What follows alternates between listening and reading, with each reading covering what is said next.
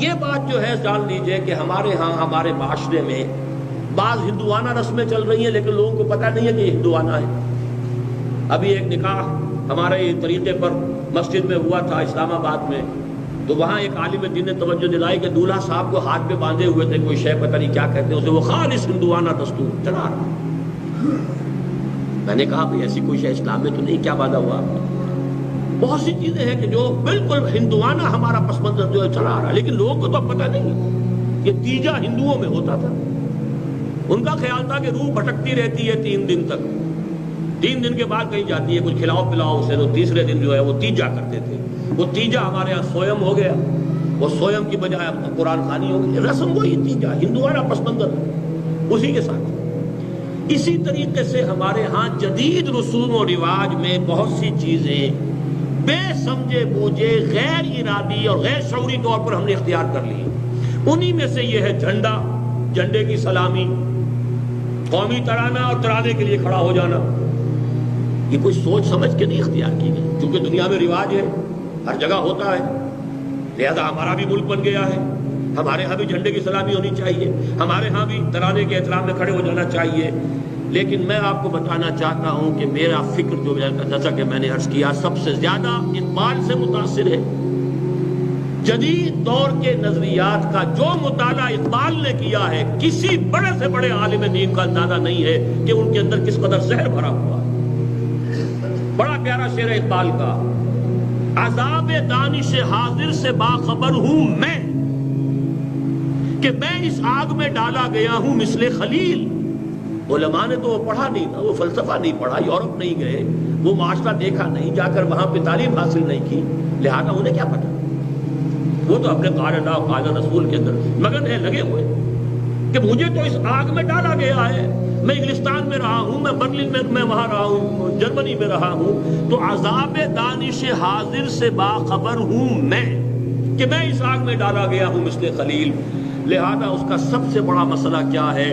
وطنیت، یعنی وطن بحیثیت ایک سیاسی تصور کے، ان کی جو نظم ہے، اقبال نے جو فتویٰ اس پر دیا ہے وہ سن لیجئے۔ اس دور میں میں اور ہے، جام اور ہے، جم اور، ساقی نے بنا کی روش لطف و ستم اور، تہذیب کے آزر نے ترشوائے صنم اور، مسلم نے بھی تعمیر کیا اپنا حرم اور، ان تازہ خداؤں میں بڑا سب سے وطن ہے، جو پیرہن اس کا ہے وہ مذہب کا کفن ہے۔ انتہا ہے، انتہا ہے، انتہا ہے جذبات کی شدت۔ عرض کیجئے جوہر اندیشہ کی گرمی کہاں، کچھ خیال آیا تھا وحشت کا کہ صحرا جل اٹھا۔ ان تازہ خداؤں میں بڑا سب سے وطن ہے، جو پیرہن اس کا ہے وہ مذہب کا کفن ہے۔ یہ بت کے تراشیدہ تہذیب نوی ہے،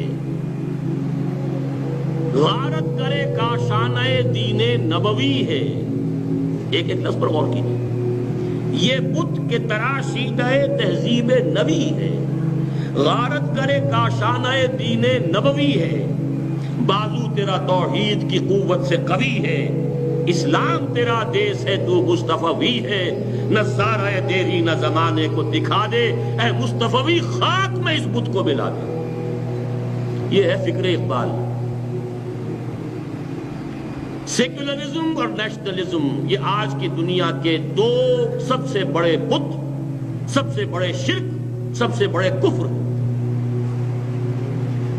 تیسرا ہے میٹیریلزم، مادہ پرستی۔ یہ تسلیس ہے آج کی تہذیب کی۔ سیکولرزم، میٹیریلزم، نیشنلزم، وطنیت۔ ہر مذہب کی کوئی نماز ہوتی ہے، کوئی اس کے لیے ریچولز ہوتے ہیں۔ وطن کے دیوتا کی علامت جھنڈا، سلام، شرکیات ہے۔ وطن کے دیوتا کی نماز، کھڑے ہو کر وطن کا ترانہ، اور کھڑا ہونا ہماری دین کی اصطلاح میں قنوت کہلاتا ہے۔ دعائے قنوت، وہ دعا جو آپ کھڑے ہو کر مانگتے ہیں۔ قنوت، رکوع اور سجود دین محمدی میں سوائے اللہ کے کسی کے لیے نہیں۔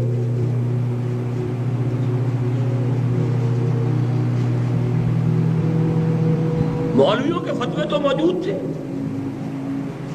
वो तो सजदा ताजीमी के लिए भी फतवे मौजूद थे। मुगल दरबार में सजदा ताजीमी होता था, लेकिन शेख अहमद सरहंदी गर्दन न झुकी जिसकी जहांगीर के आगे, जिसके नफसे गर्म से है गर्मी अहरार। आपके इल्म में हो शायद ये वाकया। एक तौर पर मौलवियों ने फतवे जड़े थे कि इन्होंने तो अपने आप को अबू बकर और उमर और उनसे भी ऊंचा करार दे दिया है, इसलिए कि उन्होंने अपनी एक रूहानी सैर का, एक रूहानी कैफियत का बयान किया कि फिर मैं मकाम अलवी से गुजरा, फिर मकाम उस्मानी से गुजरा, फिर मकाम फारूकी से, फिर मकाम सिद्दीकी से, तो वहां तक मेरी रसाई हुई। कहा ये सबसे ऊंचा हो गया, ये दावा कर दिया सबसे अफजल होने का, काफिर हो गया। उसकी वजाहत उन्होंने की और बड़ी खूबसूरती से की। देखिए जहांगीर के दरबार में, आपका दरबार है, आप बैठे हैं, यहाँ 30 हजारी मनसबदार हैं दोनों तरफ, फिर 20 हजारी हैं, फिर 10 हजारी हैं, 5 हजारी हैं। मैं जब आपकी खिदमत में आया हूँ तो सबसे गुजर कर आया हूँ, लेकिन मैं आया हूँ आरजी तौर पर, मैं फिर वापस चला जाऊंगा। इनका मुस्तकिल है, ये 30 हजारी मनसबदार मुस्तकिल बैठा हुआ है यहाँ। मैं तो आया हूँ इन तमाम मकामात से गुजर कर आपकी खिदमत में हाजिर हुआ हूँ। बस यही मामला मेरा है, एक रूहानी कैफियत है, उनके मकामात मुस्तकिल हैं, मैंने सिर्फ एक रूहानी सैर की। बात खत्म हो गई। अब मौलवियों ने कहा कि ये सजदा नहीं करता, लिहाजा दूसरी पेशी पर एक ऐसी चीज बनाई गई कि जब बादशाह के सामने पेशी हो तो एक खिड़की में से गुजरना पड़े। एक दीवार बना दी गई रास्ते में। शेख मुजद्दिद ने पहले उसमें से टांगे निकाली और फिर बाकी धड़ निकाला। गर्दन नहीं झुकी, गर्दन न झुकी जिसकी जहांगीर के आगे, सदा इस पर हुई। फिर गवालियार के जेल में डाले गए। तो जान लीजिए सजदा, रुकू और कुनूत, और कुनूत जब रस्म बन जाए, एक है आपके पास कोई शख्स आया मिलने के लिए, चाहे छोटा भी आया है, आपका अजीज है, आप खड़े हो गए मिलने के लिए, एक मोहब्बत का एक अंदाज होता है। हुजूर हजरत फातिमा के लिए खड़े हो जाया करते थे, अपनी चादर बिछा देते थे। बल्कि आपकी जब ये फतेह मक्का के बाद आपकी रज़ाई बहन आई है, जिन्होंने अपनी गोद में खिलाया था हुजूर को जबकि आप वहाँ देहात में थे, तो वो आई है, तो उनके लिए भी आपने अपनी चादर बिछाई है।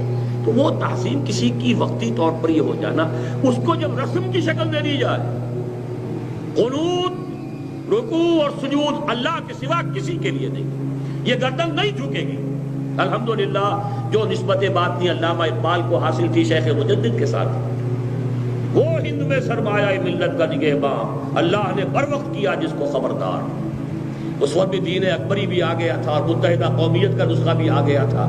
इस सदी में उस मुत्तहिदा कौमियत के मुकाबले में खड़े होने वाली शख्सियत अल्लामा इकबाल की थी। वो निस्बत बात नहीं थी।